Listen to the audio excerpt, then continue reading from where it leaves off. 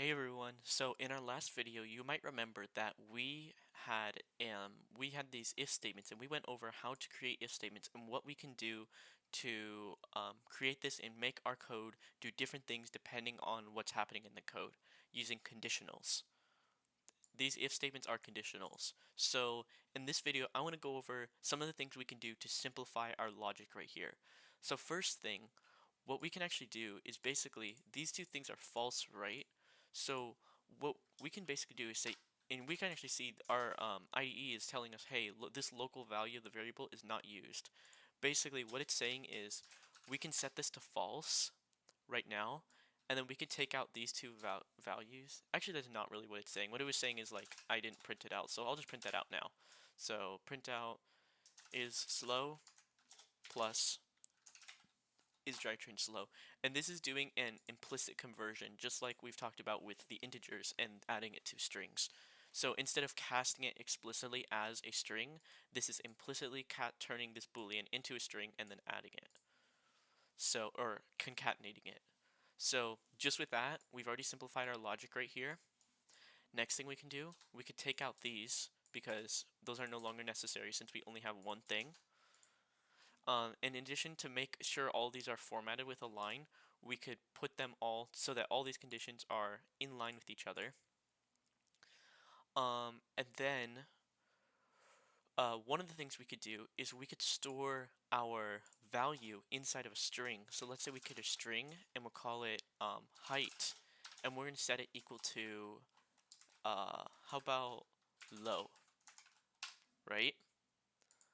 Then now we can go here, and we instead of at the end here, we could go system.out.println, and then we'll go arm is, and then you put a space there, plus, and then we're going to print out our height.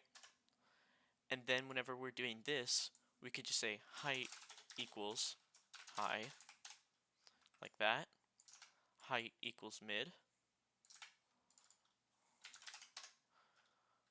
And then for this last condition, we don't even need it whatsoever because it's being covered by everything else up here. So that's something else we've done. Another thing, these two have an overlap right here. So you'll see this right here, if this condition is false, then this one is going to have to be, what's it called? This one is going to have to be, that means that this part of the condition right here has to be true. So we can completely take that out because basically this check right here is just the opposite of that. And since we have this else, that means we don't need this part right here. And then I would say that that already has simplified our code quite a lot. So one thing else we might want to do is maybe say like this. Whoopsie, I did not mean to do that. So maybe we could say something like, let's not do that. So just like that. That is a great way we can maybe simplify our code. We could maybe put this on top just to kind of have it first print out and then do those things. So don't forget the semicolon, of course. And we'll see, let's test out our code right now.